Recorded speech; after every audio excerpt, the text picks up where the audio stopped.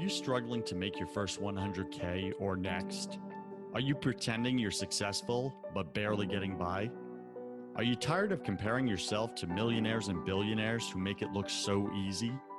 Welcome to First 100K, the #1 entrepreneur voice in America. I talk about the important things that no one else is talking about, like how to make your first $100,000, because I believe this is where 90% of entrepreneurs get stuck. And I tackle the mental game of entrepreneurship that we all secretly struggle with but won't admit. My guests are successful entrepreneurs who share their mistakes, their #1 fears, their daily habits, and their superpowers that push them over the 100K mark. I'm your host, your coach, your friend, Joseph Warren. I'm also a 10-time failed entrepreneur and the owner of 2 co-working spaces here in Tampa, Florida. This show was created for you, the entrepreneur who's pushing to break through the elusive 100K milestone. Wherever you are in your business, you're just 100K away. Do you wish growing a business was easier? Are you feeling frustrated that it's taking so long to make your first 100K? I used to feel the same way until I discovered the one thing that was missing. It wasn't more marketing tips or strategies. It wasn't reading more business books, and it wasn't learning more stuff. I could show you what's holding you back and blocking your success if you like.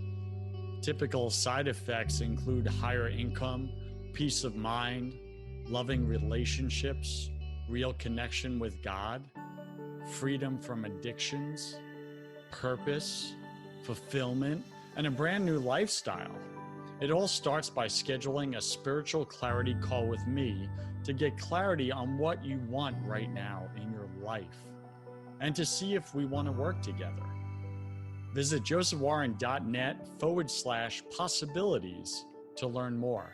That's josephwarren.net/possibilities. Today, my featured guest is Megan Huber, and she is known as the Business Acceleration Mentor, or AKA BAM, BAM, that's her, helping women entrepreneurs grow their business to 6 and multiple 6 figures in 12 months or less and become legendary leaders in their field. If that sounds like something you want, listen up, ladies. This show's for you.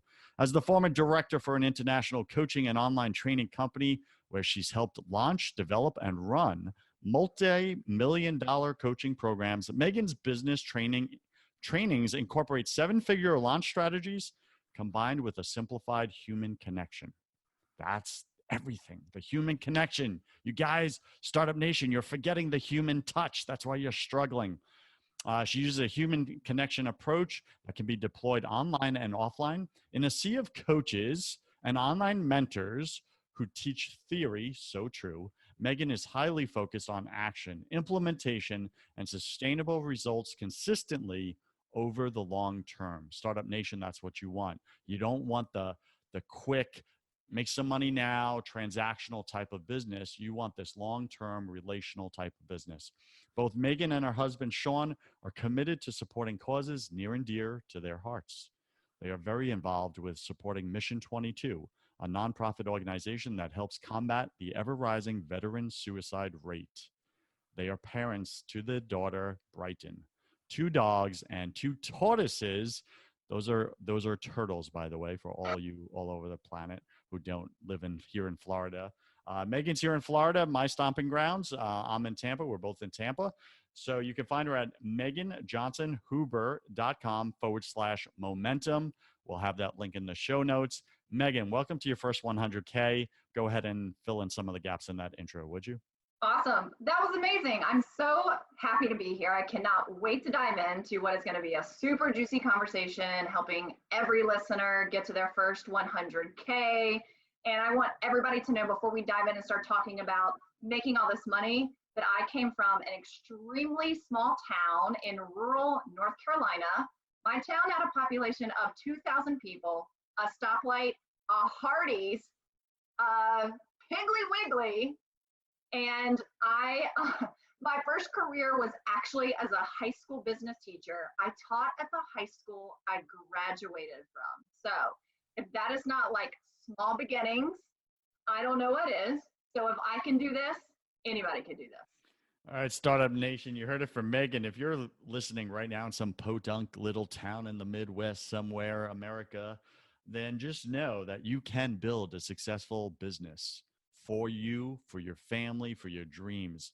Now, Megan's going to share how she built a multi-million dollar business in 3 years, starting with a Facebook community, just a private online community on Facebook. Now, I know some of you have heard, hey, go start a community. It's all about finding like minded people, find your tribe, build your tribe, right? And build this community. And then you try, but you don't have a bleeping idea how to do it. I'm one of you, by the way. Like, I'm just going to be real. I just, off camera, I said that to Megan. I said, listen, I get I should build my community. I just don't know how to do it. So Megan's going to share both for you and for Startup Nation how to do that. But before we get into her personal journey and her strategies, Megan, go ahead and share something personal about you that very few people in your business life actually know. Oh, wow. Let's get I think, juicy. let's get juicy. Well, I think something, and you kind of alluded to this when we were chatting before this. It's like, wow, it's kind of mysterious there. You got like this super calm energy. And what a lot of people don't know about me is that I'm incredibly goofy. And my husband, Sean, we've been together 12 years. He always tells me, he's like, Megan, you need to show like this goofy side. You're like such a nerd. You're like such a weirdo. You're so goofy. But nobody gets to see that except me and Brighton. Brighton is our 9-year-old daughter. So I think what a lot of people would not guess about me, because I hear kind of like you do too. It's like, wow, you kind of come across like intimidating. Like you kind of seem like you have it all together. And I think that's probably because I don't really show the goofiness side of myself. Not like a jokester, but just like super goofy, nerdy behind the scenes. That's probably the biggest thing that people don't really know about my personality.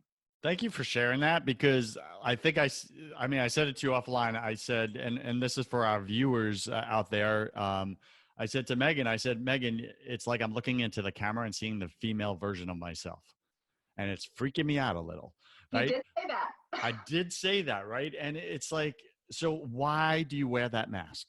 Like, what are you afraid of? Like, let's be real, because we all have a different mask. You just shared your mask. Okay. And I want to go there for a second, because this really plays into the mental game of entrepreneurship. We don't show ourselves and let people connect with us in a human way. And we wonder why we struggle to find other humans and build a community. So why you got that mask on, girl? Let's talk about that. So, I've been in this like personal development world journey, coaching since I left my teaching job in 2010. So it really started like beginning of 2011. And out of all the work that I've done, and I do mindset work every single day. And I can trace like every time I get triggered, or if the mask comes on, or it's playing small in our businesses, because yes, even though you hear people have high 6-figure and 7-figure businesses, there's still a degree of playing small. There is still a degree of wearing a mask. There is still a degree of a lack of visibility beyond like your comfortable Facebook group. So don't ever get confused. People who you see who are successful, everybody has something. And mine can always be traced back to it's kind of like this, and I guess it's a fear. I don't know if fear is the right word, but it's like, oh my gosh, if people like really knew who I was, or if more people like really heard me talk or learned about my personality, what if they all tell me that I'm wrong? And that's different from always wanting to be right. There's a big difference in always wanting to be right, but the fear being wrong. So for me, what the fear of being wrong has always triggered my entire life. I can remember this since I was a little girl, probably like 4 years old is the first time I even remember that. If I'm wrong, then people are going to question my truth. And what if I have been in the dark and I really don't even know myself this whole entire time, and I get found out? And then what happens when you're wrong? You get into trouble. And what happens when you get into trouble? There's conflict. In my case, it was you get yelled at. There's conflict, then you have to deal with conflict. And for a lot of us, I think the thing that holds us back or that we're trying to hide as an adult, it can all be traced back to something that went on in our childhood experience, whether it was happening to us or is happening around us, and it's what we were interpreting. And through the work that I've done on myself, it is very much how I was interpreting what was going on that I observed from the adults that were around me. So then what do you do when you're a little girl or a little boy? You learn how to create whatever it is. We all do it in a different way.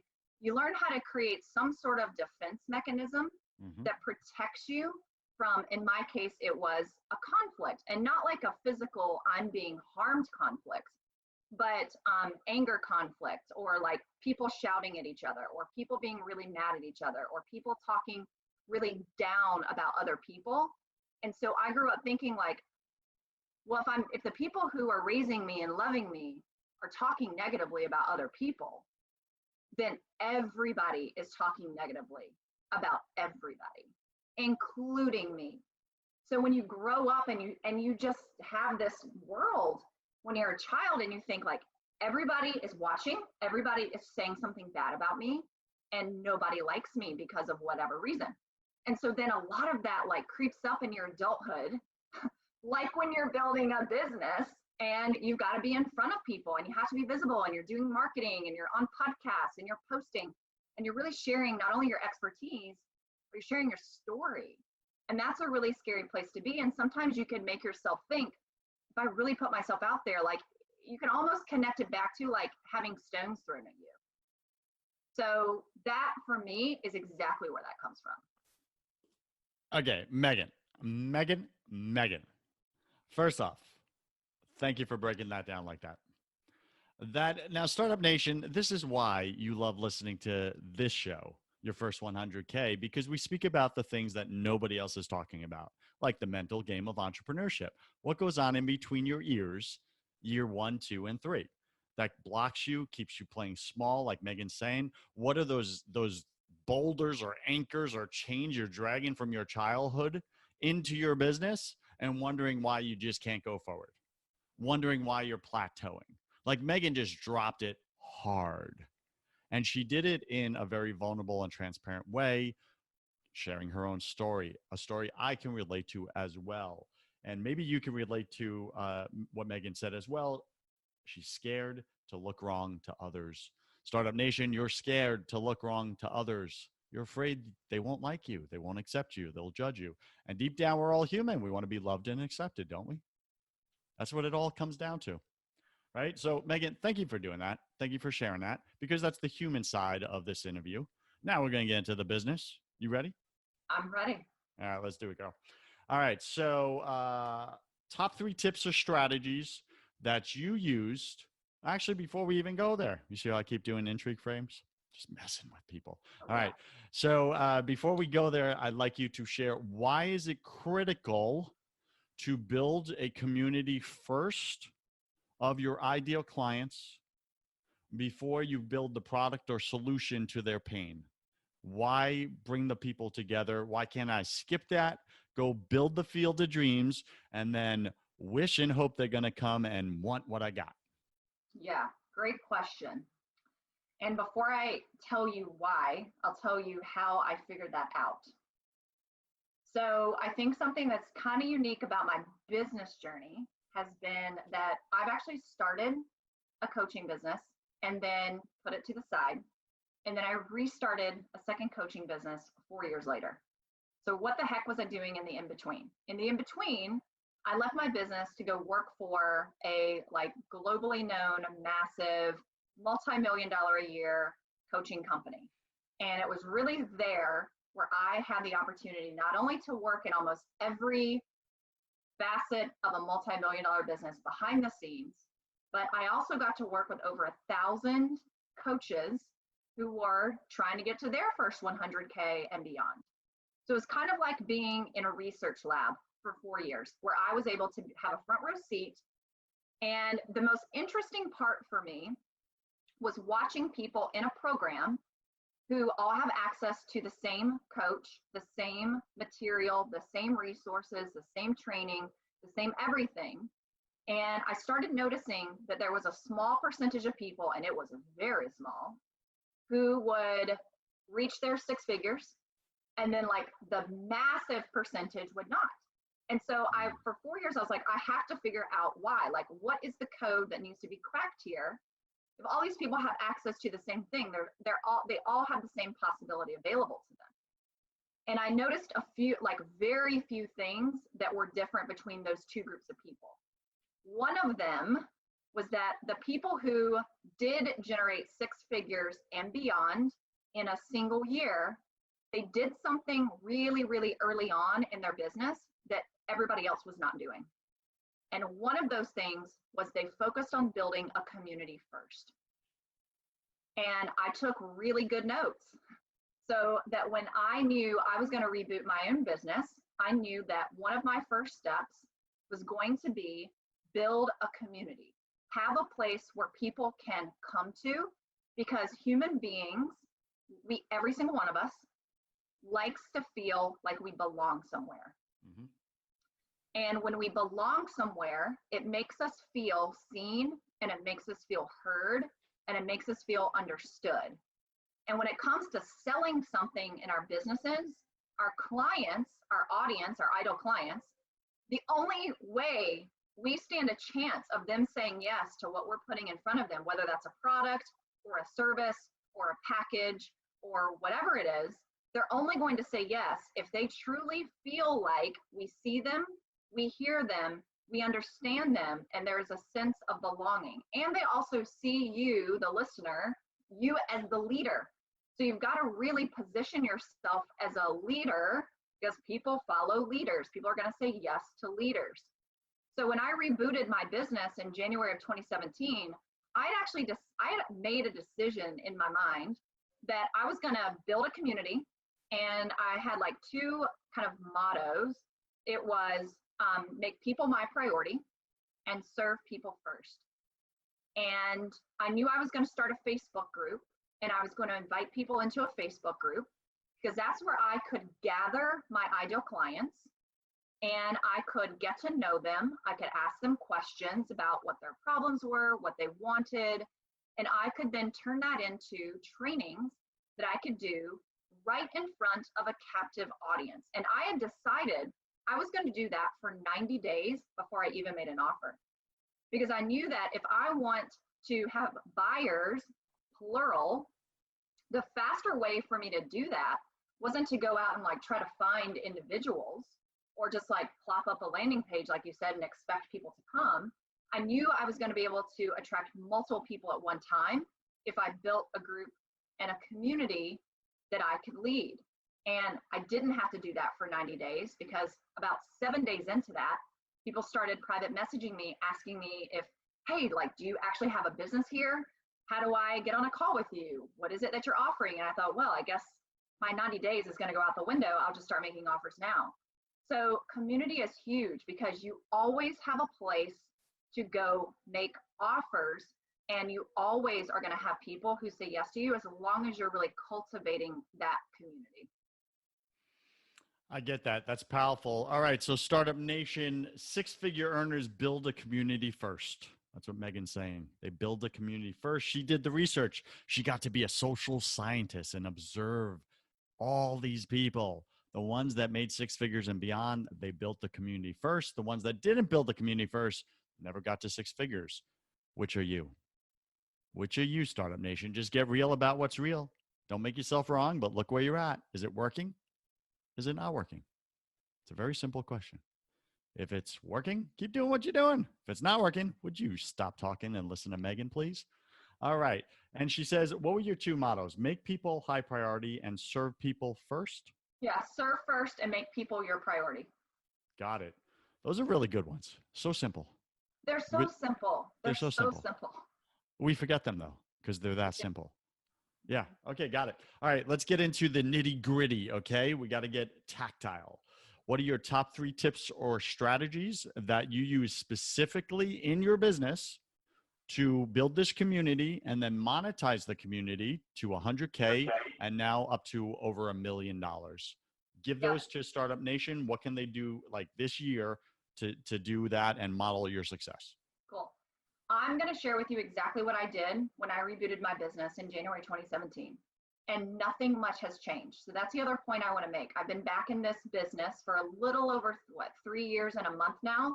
And I really haven't changed what I've done to grow my community and then move people into a program. So it's not like I just did it for 3 months and then I moved on to the next strategy or tactic. I'm still doing the same thing 3 years later. And that's one of the powers of growing your business exponentially. It's focus, and it's focusing on one thing until you truly have mastered it.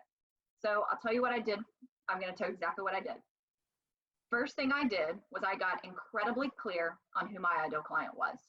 I knew exactly what their problems were based on what problems I knew I could solve.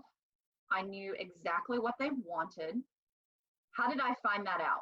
Well, part of it was I knew what my skill set was, and I knew what my experience had been, and I knew what my background was in. Number two, I probably interviewed 30 people. So I knew, I pinpointed people, I reached out to them and I said, hey, look, I'm super stoked. I'm getting ready to relaunch my business. I feel like where you're at right now or where you were a year ago is exactly who my ideal client is. Can I just have 20 minutes of your time to ask you a series of questions so that I can really like jumpstart my business? I wasn't trying to recruit them as a client. I was really doing like serious research. So I was super clear right out of the gate. So I got very clear on who my ideal client was. Second, I knew exactly what I was promising people. So in like one sentence, I figured out a very specific promise. And it was not, I'm going to help you grow your business. It was not, I'm going to help you be more confident. It was specific, like, I'm going to help you generate your next 2 to 3 clients in 30 days. That's just an example. Like, be that specific about what the promise was. So Do you remember what your promise was specifically? Well, that was the first, that was actually, I launched a course at the beginning of February in 2017, and that was the promise. Because all of the people in my Facebook group were telling me, if I could just generate 2 to 3 clients in the next 30 days, I would be golden. Because your audience is thinking about what they want right now. They're not thinking about, what do I want like 5 years from now? And they're going to go buy that. They're buying like, what do I want in the next 30 days? Who the heck can help me do that? And then 80% of them were telling me that's what they wanted. So I knew the ideal client was, I knew exactly what my promise was, and I created an offer that would solve that problem and help them reach that promise. So that is like the first thing you want to do. And you stay super duper focused on that. And then I popped up a Facebook group. So opened up my Facebook group. How did I fill it? I think it's really important to pick a platform that you're going to look at as your revenue generating platform. One platform, 2, 3, platform. How many? One at first. One at first, and I still only focus on one 3 years later, and it's Facebook for me. Doesn't mean that Facebook is the one and only. It was just the one I chose. And I'm a big believer in picking a platform and mastering all the features of the platform. So if you look at Facebook, there's 5 features of Facebook: business page, personal page, stories, groups, and private messenger. I use all 5 of the features to grow my business and build my community. And it's taken 3 years to get to a place where I feel like I've actually mastered the Facebook platform. So I knew that my ideal clients were already on Facebook. I knew that they liked groups, and I knew that I could teach. I knew that I had a lot of value to give, and I knew I had a message to share. So I popped up my Facebook group. I posted just a few times on my personal page, and I was advertising, so this is key, I was advertising trainings that I was giving on a specific topic that would speak to my ideal client, but it was happening inside of my Facebook group. So when we think about like, how do we actually get people to want to even join our Facebook group? It's not enough just to say, hey, come join my community. We're super cool over here. People are always thinking, what's in it for me? We're human. We all think about ourselves all day long, and we care about ourselves, and we're in our own heads, and we're thinking about our own stuff every single day. So you do have to be thinking like, well, what is it in it for the person who's going to now take their attention that's been directed somewhere else, and I'm going to move their attention over here. So you simply create things of value that you're putting inside of your Facebook group, and you promote it outside of the Facebook group. That is all I did. And I focus on quality people. I wasn't trying to have 10,000 people inside of my community just so I could say I had 10,000. I wanted the people who I knew I could serve and the people who were ready to take action. So once I had people in the group, I put myself on a very consistent schedule of doing 2 to 3 Facebook Lives a week and posting every single day and engaging with my audience inside of that Facebook group. And then when the timing was right, I was asking them to join me in my programs. That is all I did. No website, no Facebook ads. I didn't even have landing pages. I wasn't building a list. I didn't go get a fancy photo shoot. I did not have a virtual assistant. I just used the Facebook group, the power of connection and community, engaged with them, gave them value, asked them to work with me. Rinse and repeat, and that's how I made my first 100K. Startup Nation, are you taking notes? Press rewind. Go back. Listen to what Megan's saying. There's some complexity in it, yes, in the way she just broke that down. But when you really just peel back the onion, it's actually 3 to 4 very simple steps that you want to master. Pick one platform to master them on. Just that I know she walks the talk here, because like very few people, I've never heard anybody say, here's the 5 features of Facebook. Like nobody knows that. I don't know that. You know that because it's your platform, which is your business, right? So like that's key for you. That's very strategic. And advertise training classes about the topics that solve your ideal clients' problems. Advertise it outside of your community to the public, and then let them know, hey, it's happening in the community. You need to come in and join if you want that problem solved. Is that about right? That's about right. Because if we are, we're, talking about this question that you asked a few minutes ago around like, why build a community and how do you build a community? Well, we don't have a community and we're just out like flippantly sharing our message. You don't actually really have an audience. You think you do because you have a lot of followers or you have a lot of friends, but a sliver of those people are actually your ideal clients who are buyers. So yeah, you might be out there taking action and sharing a message, but who's really listening to it? So having a Facebook group, and look, that's just an example. There's other places you could build a community. Mm-hmm. But when you're talking about, hey, I'm going to talk about this very specific topic, and it's going to magnetize to you the person who's raising their hand saying, holy cow, like I need that. Let me go see what that's about. Now you've got all these ideal clients right in front of you at your fingertips inside of your community. This is so powerful, and it's so bleeping true that we're all like putting messages everywhere. We're doing this spaghetti on a wall approach, gunshot approach, and pretending it's working, pretending we have ideal clients somewhere in all that, but we have no idea who they are. And what you're saying here, Megan, is no, the strategy is all wrong, people. Like what you want to do is you want to put it, first off, identify who's that ideal client you want to speak with, get clear on who they are and what they want, then get clear on your promise to them. What are you actually going to give them? Then create offers that solve their problem, and then trainings in the community. They put their hand up, invite them in, boom, you give them the training. Once there's all that juicy talk back and forth and communication, then you'll know when to make that offer to them. And Startup Nation, I really want you to get that Megan, how much gross revenue did your business do approximately in the last 12 months? Right around 500. Okay. So right around $500,000. And you've made over $1 million in the past 3 years. Yeah. Yeah. So I want you to get, Startup Nation, that Megan doesn't have a website. She's making $500K a year, and she doesn't even have a bleeping website. So for all those gurus out there that say, oh, you need a web designer, you need to spend $2,000 to $3,000 or more for that perfect website to attract those customers, Megan's like evidence that you actually don't.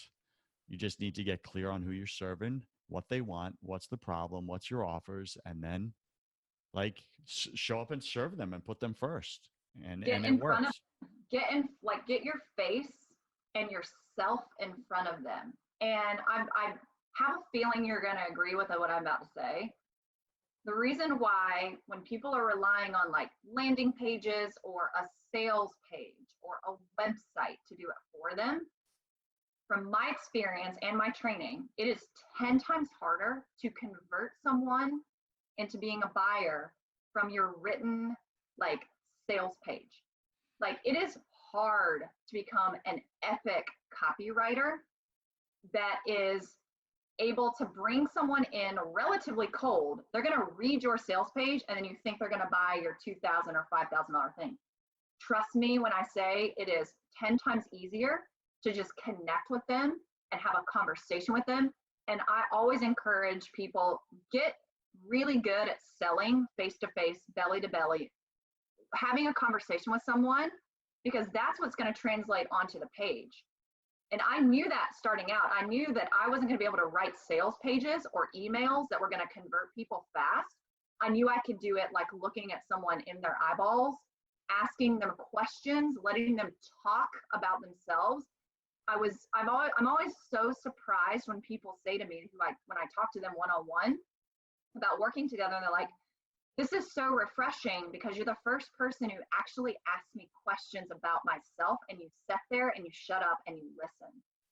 That is what your audience wants from you. They don't just want your pages, they want you. So give them you. This is so true. I know in my spiritual coaching business that the majority of my clients don't come from just online searches, right? And they find me and they read my webpage and copy, and they're like, wow, this guy's amazing. He's got exactly what I need. I'm in. That happens occasionally, but it's rare. They met me in person.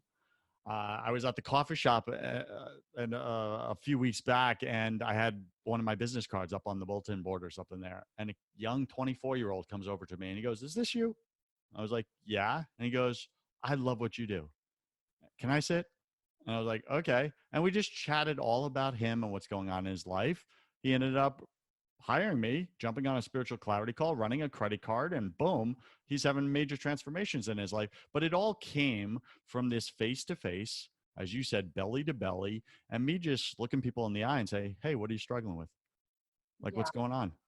And then just listening and then seeing if what I have matches what they need. If it doesn't, that's totally fine.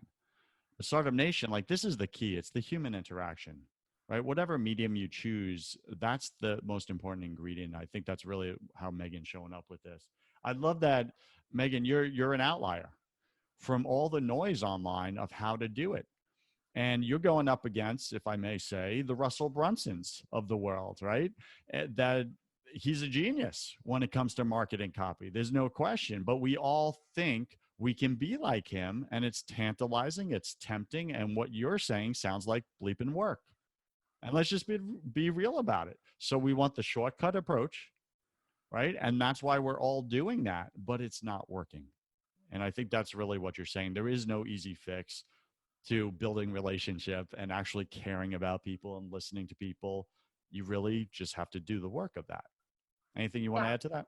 Yeah, you really have to do the work. And, I study Russell Brunson. His book, Expert Secrets, I think I've read it 5 times. I actually follow his methodology when I do, because all of my launches to fill my programs, it's all done inside of my Facebook group. And I don't do email launches. I don't do, automation, any of that for my launches.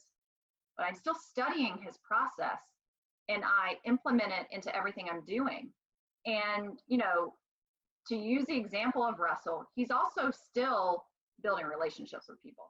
And I think that's one of the things that folks coming into this industry, when we see someone who has a really great website or someone who is relying on funnels and Facebook ads and sales pages, and you can tell they are an epic copywriter or they're hiring epic copywriters, I think what a lot of people don't know is that they are also behind the scenes still focusing on there's a part of what they're doing that is still homegrown, and there's still a part of what they're doing that's grassroots, and there's still a part of what they're doing that's organic. Those people are not completely not doing the organic. We just don't know about it. We just don't see it because we're seeing the flashy funnels and automation. But people like a Russell Brunson also got to where he is because of relationships. Selling potato guns. Selling potato guns. There you go. The Bodunk Midwest boy right there, and now he's like number one in the world, right? In this. So I love that you said that. And I think we really put together a great show here today about the importance of human to human connection, truly caring for people, listening to people, and showing up and serving them in whatever it is that they need. So Megan, we're listening to Megan Huber. You can find her at meganjohnsonhuber.com/momentum. She's in the middle of a launch right now. You want to get in on this. We'll talk about it in a few minutes. Before we do, Megan, welcome to my favorite part of the show. Welcome to the hustle round. This is where I'm going to ask you 10 quick fire questions. You'll have about 3 seconds to answer each. Don't overthink it. It's just for fun. Bring out your goofy side. Are you ready? I'm ready. Yes, let's go. What's your favorite thing about being an entrepreneur? Oh, the people I get to serve. What's your least favorite thing? That I work too much and sometimes I don't go upstairs with my family until like 7 p.m. Oh my gosh, you're on the line with a spiritual coach. Watch out. All right, be honest and real, girl. What are you most afraid of? Oh gosh. Okay, aside from being wrong, my biggest fear is getting to the moment when I am dying and I look back on my life and I realize that it was so much easier and so much more simple that I made it. I think you just identified all of our fears. What did you spend way too much time doing your first year in your business? Ooh, worrying what people are going to think about me and if I was doing everything perfectly. Because you're scared to look wrong to others. Oh, yeah. Bam. What secret fear do you have about people other than that one? Because that's the big one. Oh, other than that one? Secret fear about people? Yeah. I mean, I think it all circles around the same thing. My secret fear is that people are mad at me. Got it. Which would lead to conflict eventually, wouldn't it? Yeah. What do you wish you had learned sooner in your business? Oh, to keep it simple and to trust myself. So good. What's a new habit you want to form? Wake up earlier. What's a bad habit you want to break? Okay, this is really funny. I pick the skin on my thumbs. That is a really bad habit, and it's gross. Does your husband hate it? Yes. I could imagine. Pick 3 words to describe who you are now. Who I am now? Mm-hmm. Genuine, focused, and highly driven.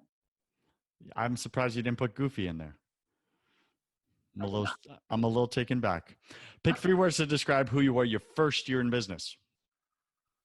Ooh, scared to death, timid, and shy. Okay, those go together.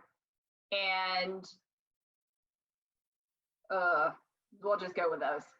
Got it.